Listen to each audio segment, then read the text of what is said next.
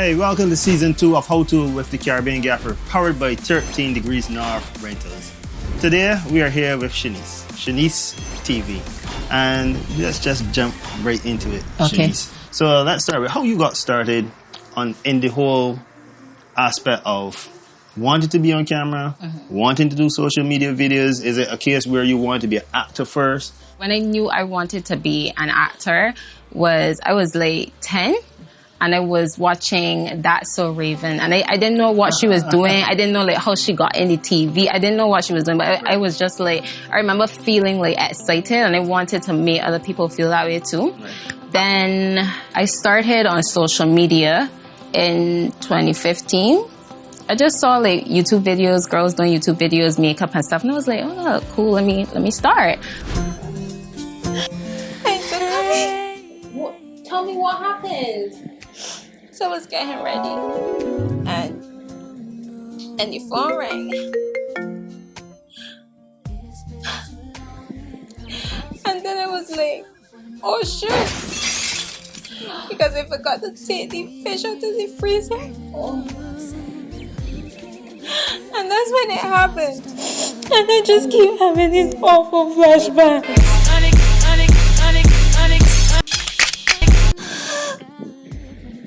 You guys had a great time together. What did I do to deserve this?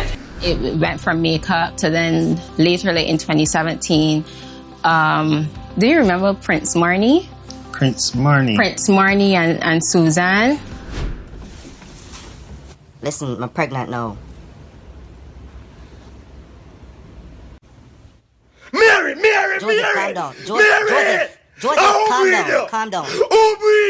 It's complicated. Hey, girl, you tell me say I'm a virgin. Yes, because you I tell am. Me say I'm I am a virgin. Don't pass the place. I am a virgin.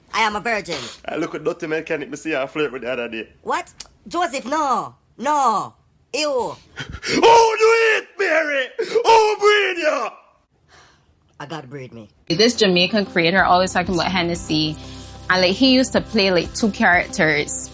He would be himself as the boyfriend, and then he would be Suzanne or Suzette as the woman, obviously. And I remember thinking, okay, well, I am not really sure how to navigate this acting world, so maybe let me start there. And I started there.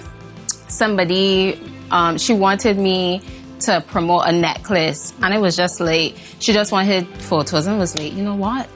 This is my time to shine. And I gave her the video, and the video did really well. And she was like, wow, I wasn't expecting all this. And I just kind of kept at it from there. On the subject of making money from social media, obviously Barbados is not a YouTube paid partner. So therefore, monetizing on YouTube is difficult. But yes, there are other ways. Let's look at social media and how you make a living from social media. It is not the traditional route. Like, I put out content and then like brands reach out to me. I aimed at doing that for like a couple of years, but everybody's journey is different. So then I discovered Fiverr. So I'm still able to do what I love. Like I would still put up YouTube videos, TikTok skits and stuff like that. But being that I'm on Fiverr, like people can find me more easily. Right. So I have the option of, doing the content for brands and posting it to my social media if I want to, but it's really for the brand to use on their page. Yeah. If you had any advice for kids on how to get involved in the social media aspect and how to look at making money from content within that space, what would you tell them? First of all, I'd tell them, just start. Just start. Is not going to be perfect. You have to be willing to fail, and like when I look back at some of my videos, I'm just like it's so cringy, but I would not be here today. So just start and talk to other people in this space. And is not just like you can make there's so many like different apps and stuff. It's not just like the mainstream ones. Like at one point I was streaming and I thought that Twitch was the only way that you could stream and make money, but like I found like dozens of apps and I was like, where have these been like all of my life? Because you can make a full-time living from that too. Like there's so many ways to make money. So like do your research, talk to other people like in the any space that you want to be in, and that is how you get where you want to go. What do you think about Barbados not being a YouTube paid partner? And how does that affect your business? I think it's very sad. I would say Barbados not being a YouTube partner, it has deterred me, because I was doing YouTube videos from jump, which would have been like in 2015 till, well, I still upload like sporadically now. And like the amount that I've made since I've been doing that is laughable. Like it's nothing to write home about. Like 5 years. However, it is better than nothing. It is better than nothing. And if I didn't have family and stuff in the US, I would not have been able to do that, because I was able to get them to help me. But it is sad, and I feel like if Barbados were to become a YouTube partner, like a lot more people here, first of all, they'll be happier and they'll be more serious about YouTube, because I feel like I see content creators from Barbados like in the YouTube space, and it's just kind of like, oh, video here and a video there. But like we would be like a force to reckon with if that were to happen. I fully endorse that, and I honestly think that is a definite avenue for young creatives. And I know that if the possibility remains that if there was a space or avenue for people to create more videos, then it will generate more business right around or across the industry or the sector. How do you feel about so many people leaving and so many people wanting to leave, especially younger people? If you're going to leave, be willing to come back.